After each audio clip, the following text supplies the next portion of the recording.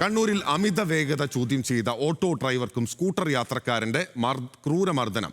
ന്യൂമാഹി പെരിങ്ങാടിയിലാണ് സംഭവം. പെരിങ്ങാടി സ്വദേശി രാകേഷിനാണ് മർദ്ദനമേറ്റത്. കുട്ടിയുടെ മുന്നിൽ വെച്ചായിരുന്നു മർദ്ദനം. സ്കൂട്ടർ യാത്രികനായ മുഹമ്മദ് ഷിബിൻ കസ്റ്റഡിയിൽ. വിവരങ്ങളുമായി കണ്ണൂരിൽ നിന്ന് നിഖിൽ എ ആണ് നമുക്കൊപ്പം ചേരുന്നത്. നിഖിൽ, അമിത വേഗം ചോദ്യം ചെയ്തതിന് ഇത്ര ക്രൂരമായ മർദ്ദനമോ?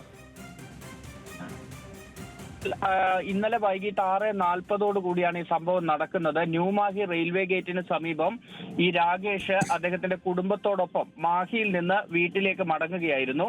ഈ സമയത്താണ് അമിത വേഗതയിൽ ഈ മുഹമ്മദ് ഷബിൻ സ്കൂട്ടർ ഓടിച്ച് പോകുന്നത്. ആ സമയത്ത് ഓട്ടോ ഡ്രൈവറായ രാകേഷ് എന്തിനാണ് ഇത്ര വേഗത്തിൽ പോകുന്നത്, പതുക്കെ പോയിക്കൂടെ എന്ന് ചോദിച്ചു. ഈ ചോദിച്ചത് മുഹമ്മദ് ഷബിനെ പ്രകോപിപ്പിക്കുകയായിരുന്നു.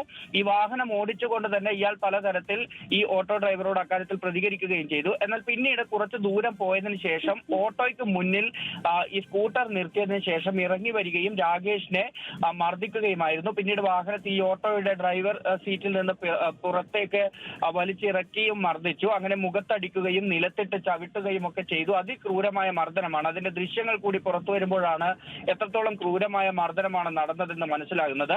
ആ രാകേഷിന്റെ കുഞ്ഞിന്റെ മുന്നിൽ വെച്ചാണ് ഇത്തരത്തിലുള്ള ഒരു മർദ്ദനം നടന്നത് എന്നതുകൂടി നമ്മൾ എടുത്തു പറയേണ്ട ഒരു കാര്യമാണെന്ന് തോന്നുന്നു. മാത്രമല്ല, രാകേഷ് ഒരു ഡയാലിസിസ് ഒക്കെ ചെയ്തുകൊണ്ടിരിക്കുന്ന ഒരു രോഗി കൂടിയാണ്.